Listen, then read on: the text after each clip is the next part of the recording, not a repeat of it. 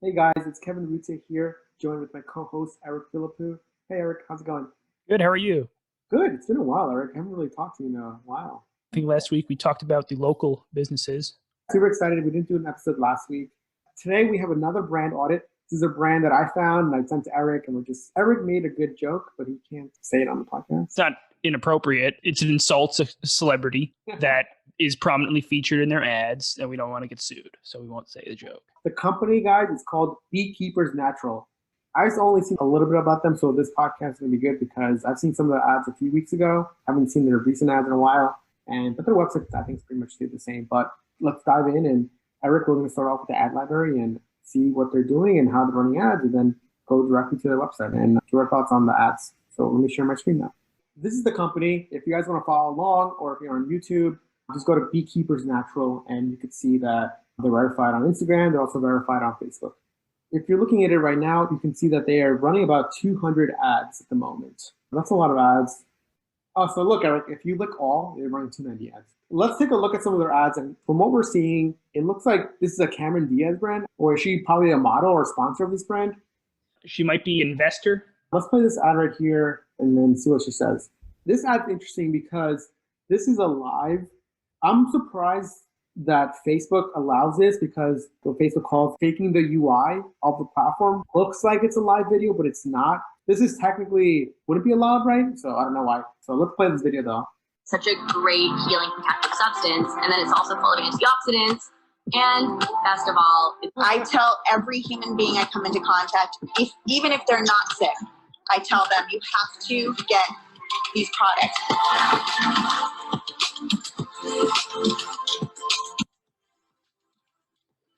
I love this. It tastes amazing. Every single person that I recommend this to, they fall in love with it and they buy like 6 bottles from me. The first time I took it, I just took half a teaspoon and I took it in the morning, and I had so much energy afterwards. I didn't even need coffee. So I basically recommend Be Powered to most. This doctor is clearly forgetting the lines, and my first thought is, as I marked it out, she's thinking of the words to say. I can see why you would say that. My only thing is, I don't know if they make health claims or something. Like any brand that makes a health claim has to be careful how they word it, just from Facebook policy. I'm not saying this health claim is wrong or anything. I'm just saying any health claim at all, they should be careful. I think in the beginning, Cameron Diaz mentioned something. I don't think it was a health claim per se. Otherwise, obviously, it would have been flagged. But whenever you do a health angle on any ad, even if it's low sugar cereal. Some things here that I like so far is that they clearly know that Cameron Diaz is a recognized person in pop culture. Starting off their ad copy with Cameron Diaz, showing her super strong. I'm not sure if Cameron Diaz is a part owner or investor. Clearly, she helps promote the brand because they use a lot of ads. A lot of ads have her. If you have this really big celebrity or endorser, you know to put them in front. I think most people know that. There's a reason why it still works well. It's so easy to do, especially in your prospecting ads, because whenever someone sees a brand they never saw before, they immediately don't trust it. But if it's a celebrity they love, they've seen the celebrity before, they don't just trust it, they love it. They think it's great. I think someone who does this really well is Dwayne Wade. He puts out a lot of brands and has his authority in it. He's very good at that. And Nick Alba has one. And so this is really cool. I like that they use that. There are some brands that are backed by celebrities which you have never known because they just don't do that in the ads for whatever reason. Maybe they don't realize it's a good ad strategy. But basically, you have in-house influencer marketing for free. So you definitely want to use that if you have a celebrity associated with your brand. Someone like Dwayne Wade, the brands he promotes fit his personality and it feels natural. That's why it's good. If you think about some other ads, Eric, we'll probably see a lot of these ads at Super Bowl next week. Insurance companies where you have Aaron Rodgers. I want to know your thoughts. I know that that's so ad and that's so scripted. That's not natural. Whereas these, Dwayne Wade, he's natural in his ads. It seems like he's part of the brand. He wants to promote it. Same thing with LeBron James. When you see LeBron James promote stuff, his new Lobos tequila, he's drinking it. He's doing something with it. Natural versus Aaron Rodgers just golfing, talking to the guy from whatever insurance company. Do people still fall for that? I guess. Definitely Packers fans. If it's something relevant to the celebrity, it's 100 times more effective. Obviously, if a basketball player was showing an athletic gear versus something completely unrelated, you know their personality. Dwayne Wade, for example, he's kind of known as a fashion icon. He was on Gilbert Arenas' podcast. He's like the most photographed athlete with his shirt off. Might have been a joke, but he's known for that. And so he's known for his style. That makes sense when he does that. It's really cool. That's just much more effective with the brand. Exactly. Anyways, it still works, but that's something to think about. Maybe it still works now, but with this sort of increase in authenticity, personality, now it's really time to find these brands that really fit the personality of the person you want. And that's why these guys, some of these YouTubers, for example, they do so well. Mr. Beast, I mentioned Mr. Beast before. He is now building his own products, his own brands that fit him and his style. Just basketball players are finally now realizing their true influencer power, and now they want to own businesses or at least equity. That mindset is coming up for new athletes. So they're seeing that now they don't want to be just paid. They want to own. So now they really want to be part of the brand, be part of investors of the company and promote in everyday life. And for you as a business owner, that's even better because now instead of paying them, whatever, $20K for one post, now you're giving them 1% of equity and they're promoting it for your whole life. And that's probably worth more. Influencer marketing / that's how I see the world shifting towards, because 10 years ago, 20 years ago, no athletes got equity. And now guys like LeBron, I want part of the company. Now every athlete, I want to follow LeBron. Jordan was the pioneer of this, right? Really. But anyways, let's go back to some of these ads. This ad right here, I kind of like what they're doing here with the text overlay, where they traditionally see a lot of people do the white one, but they're doing it with this black and yellow. Let's look at this one. So this is an immune product. Obviously, this probably works really well right now during COVID.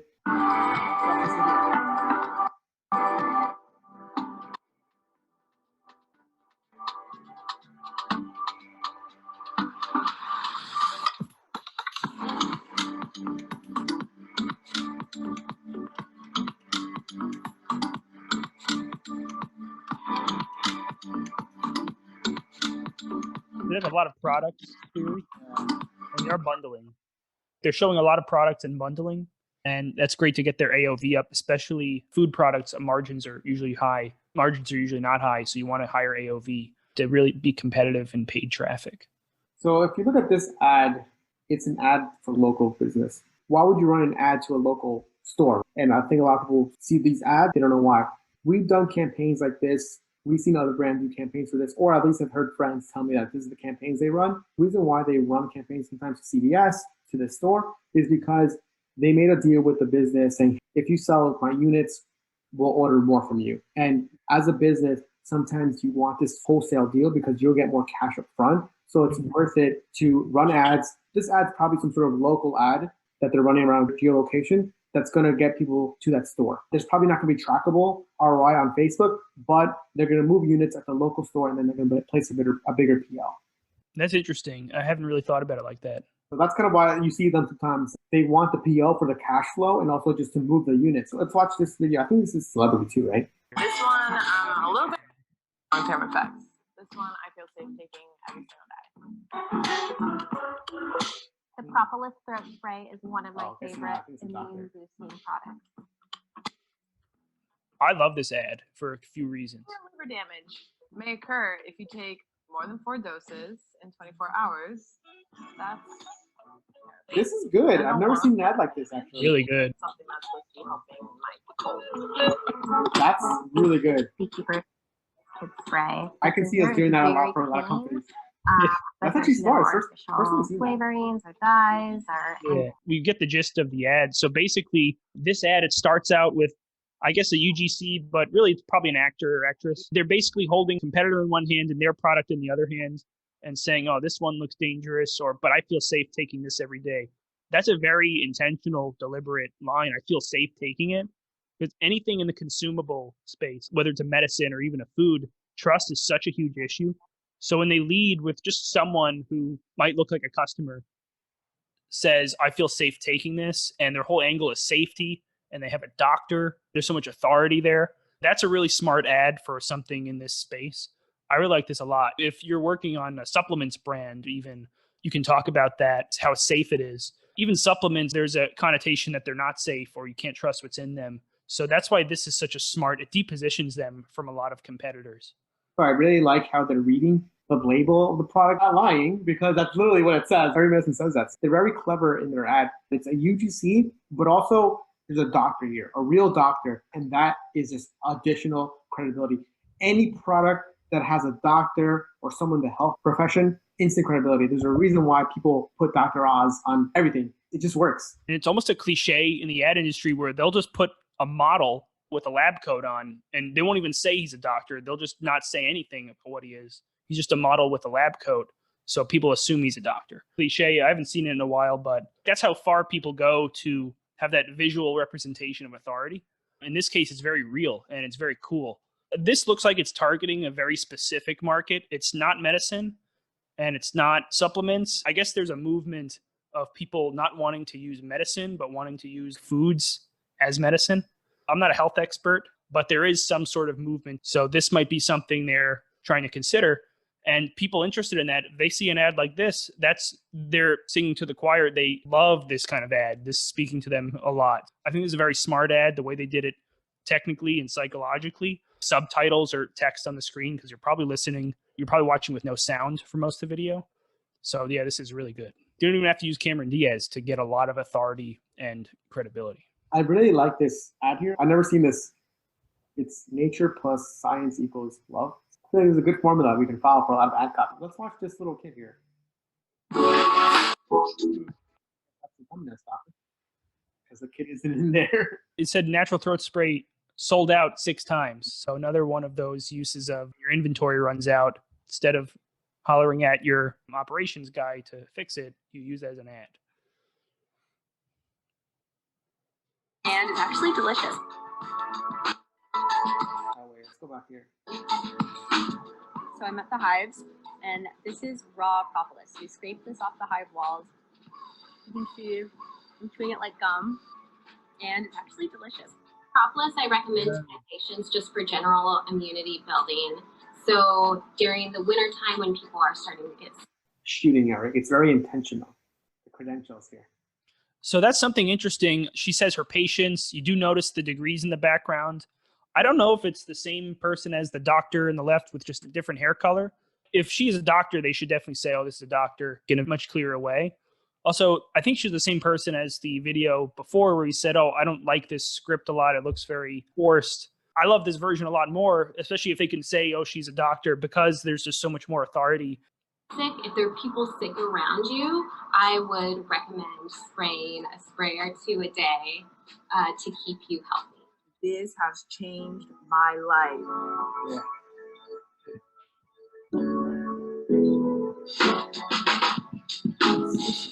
Yeah.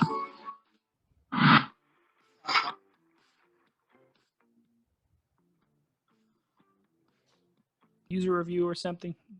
I guess it's just an actress. Yeah, it's just like just showing the different products. Did that in the office a couple times for content. Yeah, it's easy. It's just her trying all the products. Mhm. It's just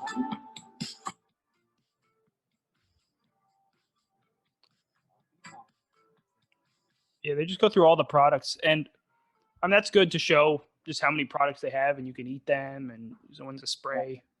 I really like this ad copy. I think there's a lot worked well. The pure benefits now. Nothing too crazy, just what's in it. Let's see if we find something different. Kylie Jenner one. Everyone wants to market to a celebrity. I think like Kylie Jenner specifically, she uses this throat spray. She uses this. The reason why they circled it, they want to make it so obvious. This is interesting, Eric, because my friend has a company and they have like an article that was on Forbes and they run this too, and it works really well. This works well, but they're doing even better with this circle around. The celebrity secret. I like this copy here. The celebrity secret to wellness during cold and flu season. Everybody wants to know a secret. The doctor's secret to being healthy. Catchy. Hey, how come doctors see sick patients all the time, but they don't get sick? What is it? Right? What are they taking? It does come off as tabloidy almost. I don't know if that kind of stuff works, even though I've seen it for 100 years. It's been around forever and they haven't changed the style, but I think it works for sure. some people are just obsessed with certain celebrities and they will do anything that they say the celebrity does. I like to think I'm not like that. Not saying it's bad, but there are probably a few celebrities that if they just say they do something, I'll probably just do it just because they said it. Someone like Kylie Jenner, she's so influential, yes. It's crazy how people still are influenced by her because they know that she's just doing it for money. This weird concept of why are you so influenced by this person? You literally know that she's just doing it for money. She doesn't use the products. I actually disagree. I don't know how many people, we're marketers, so we think of it like that. But Look, if I'm just someone, no clue about marketing, I'm not in the marketing industry, I don't know about influencer marketing, how that works. SEO, for example, this came up first on Google. It must be the best thing on the internet. It's not just the article or the website who had the best SEO. Right. People still don't realize Google has ads. So yeah, you're right. Oh, that's another thing too. They click on ads on Google. They don't realize that's an ad.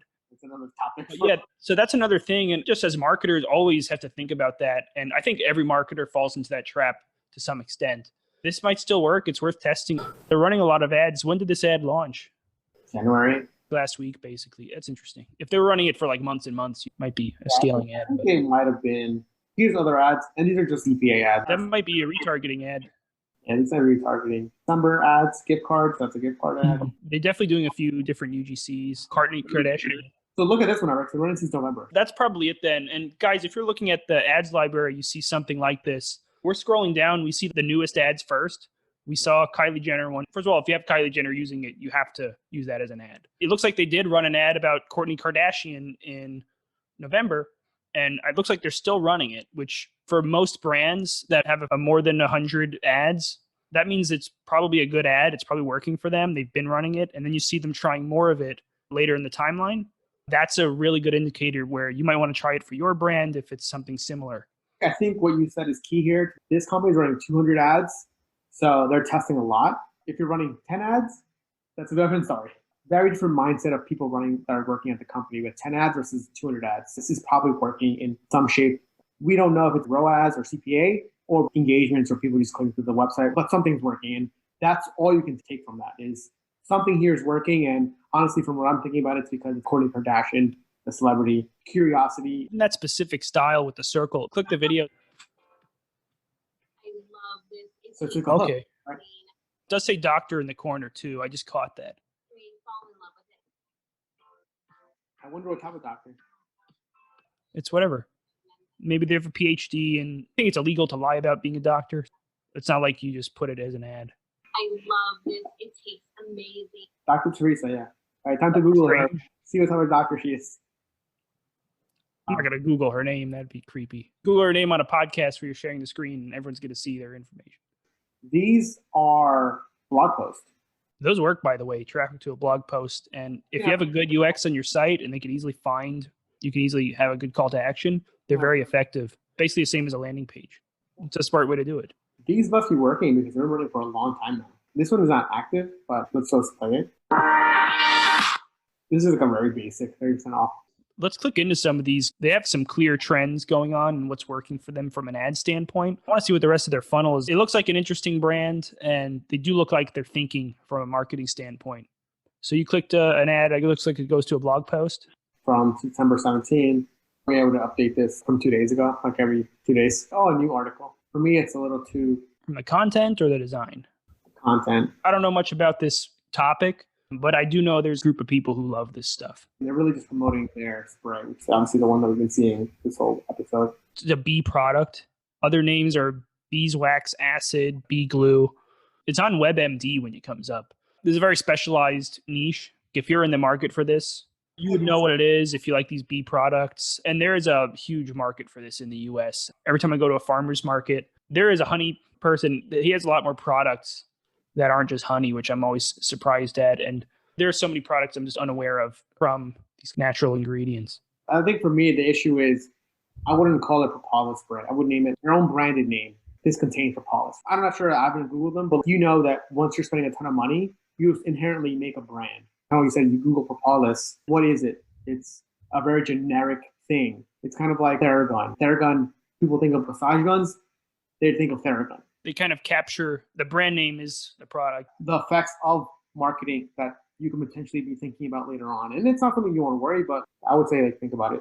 I don't know how popular this name out of this target market. I don't shop around for this specific niche, but if it is actually not a common phrase, huge opportunity to take advantage of it and call it something like the way Q-Tip and Band-Aid and Xerox and Uber. If it's something that's not really big in the market and you're a huge player in the market now, since we have a celebrity, you can break into it really aggressively. That does sound like a good idea. I think for example, Q-Tip and Band-Aid, now it's a generic term, I think. I don't think they can trademark. Let's go back to some of these ads up the top. That's like the new ones they're testing. And basically they take you to this Beekeeper's pharmacy. I love Beekeeper's pharmacy travel kit. Packaging makes a huge impact in e-commerce, a bigger impact than you ever think. I'm very interested in why and how they called it a pharmacy. Interesting copy, pharmacy versus like a hive travel kit. Looks like it has that all-in-one, kind of like a traveling pharmacy in your bag. There's a brand called Sugarfina where they make really cute candy and they package it really nicely. This kind of reminds me of that. I liked it a lot. I have a feeling the target customer loves this packaging. Compare it to the stuff you see at CVS. It adds a lot of credibility too. You have nice packaging and branding. The brand looks more legitimate. It doesn't look like something that was drop shipped to you from Alibaba. I'm a fan of having these things expanded. Like I don't like when you have to make users click. Something will stick out to them. But now, if it's not expanded, then they won't know. Brain feel, okay, cool, that's interesting. But if I didn't click on it, I would have not known that there was something here. I like expanded stuff. I think it's better. That's my opinion. This should be higher up. So for me, if we're thinking about conversion rate for the website, I think it's a shame that they only have 3 and 2 images. You know that your store can have 5, 6 images. Why not put more images of UGC content, some of the badges you've got, such as where you've been, maybe some of the articles again, where you've been, for example, that Kylie Jenner one or the Jackson one, put it here. You own the space, make it better. Why are you only using 2? I would use all of them. Conversion standpoint, I would put more because people want to click on stuff. I do like that they have the number of reviews right next to the dollar amount. I don't know the market well, but it looks like a high dollar amount for whatever the product is. When you put the number of reviews there, it kind of eases the blow of a higher price point. That's a very smart move. And maybe it's just the template or if it's intentional, good thing they're doing. I don't like this. You hover over that to cart and I can't think. Oh, yeah. If you hover over it, it could cause some confusion. I feel like there's lots I can use on our CRO based on just basic stuff right now. It makes no sense to me. No one on the team looking at it? Why would you let that pass? All this stuff here is great. Watching on YouTube, this is good. I think this needs to be higher up. Why are you leaving up the chance that you can see this? Put it up here. Put it underneath here. Make this longer. If you see a website like this and you see that they're running a lot of ads, it's probably working. You're already seeing flaws. That means that this is probably a product in demand. Similar to what we talked about, Eric, in the other episode, that website, Lords and Lady, sketchy, but they're advertising, so it must be working. The demand is there. You should be thinking about that as opportunity. If this website's working like this, what if I make it slightly better? Oh man, I can make money. That's what I'm thinking. Do they have subscription options? Not in this one, other ones. I don't know how long it takes to run out of a product like this. Chapstick, I know, I think I have the same chapstick for a couple winters now. Never runs out. I like this. A lot of times people have really good R stories.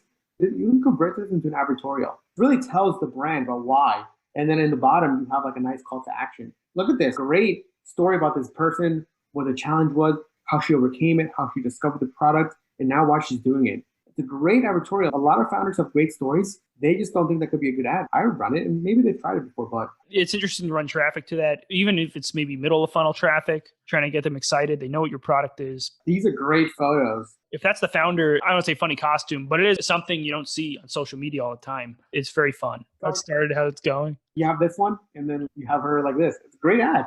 Let's go to their subscribe page. Subscribe to the Hive. I like that. I like this box. Yeah, the packaging's great. Packaging's great. I like the color. Branding's nice too. This is really well done. I see that with a lot of celebrity brands. The branding is always awesome on a lot of celebrity brands. I think because the celebrity knows, hey, I'm putting my name on this, so it better look nice. And especially someone beauty symbol or something too. If you have money to get a celebrity, you can make a nice website. You can tell they take it seriously. And they do have subscribe and save already. Really good because LTV is everything in the food niche, or repeat business, I should say. So let's click at the cart. What do you think of pricing having random, not like 61.19, not 99 or 00? What do you think of that? I see that a lot. I don't think here it's on purpose for the 19 because of like the 15% off, right? But I think the 71.99 is on purpose for sure. In my opinion, I don't think they thought about it. I think you're thinking about it. Let's check out. I don't like the state effects on their buttons. I think they need to work on that. Looks like you click it before you hover over it, which can cause confusion. Free shipping on orders over $60 is $61, so they really know how to choose that. Relatively straightforward checkout page. Sometimes the checkout pages are wild or something. This one looks pretty normal, so I have nothing to say. And probably autofill, just real quick. Have you seen a lot of Shop Pay? I've seen it a lot. I don't use Shopify right now, but as a consumer, I've been using it, and it has all your stuff saved. It's like super fast, and I do see a lot of founders of Shopify stores saying they love it. So I'd be interested to see what you think of that.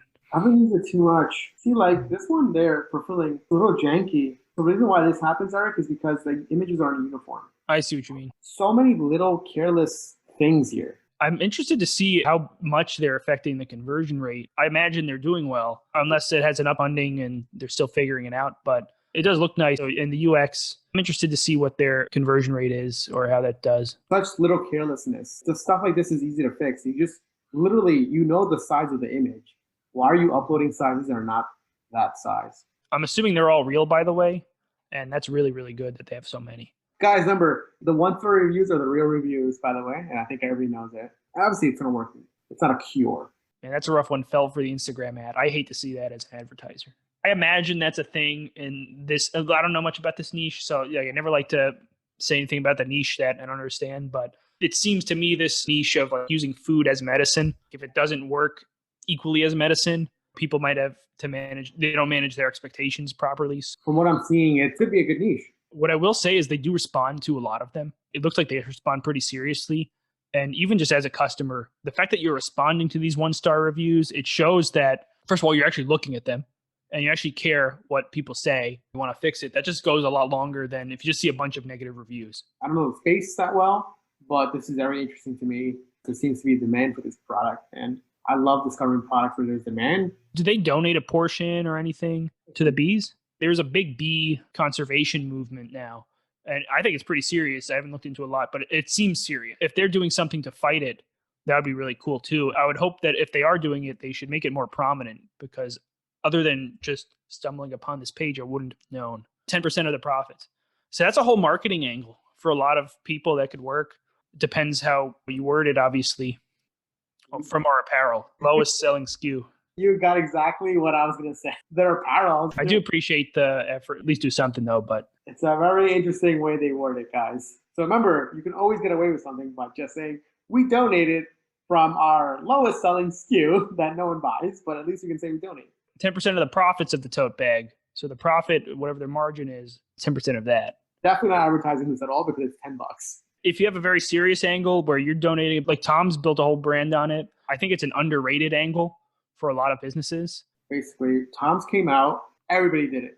And then it became, oh, you're just being Tom's, you're just donating again. And then people stopped. It could be a resurgence coming up. Because when Tom's came out, every brand was just like doing it. I think it depends on the cause, and it was a fad angle for a while. Starbucks did that angle too. Starbucks built a big business on donating to farmers. Now, it's not part of their business. The Starbucks one came because I read the book from the founder. They built this whole business based on we donate to farmers or coffee beans, and people still think that they still do it. But he's like, no, we don't do it anymore. I never knew they did it at all. Maybe you're too young, Harry.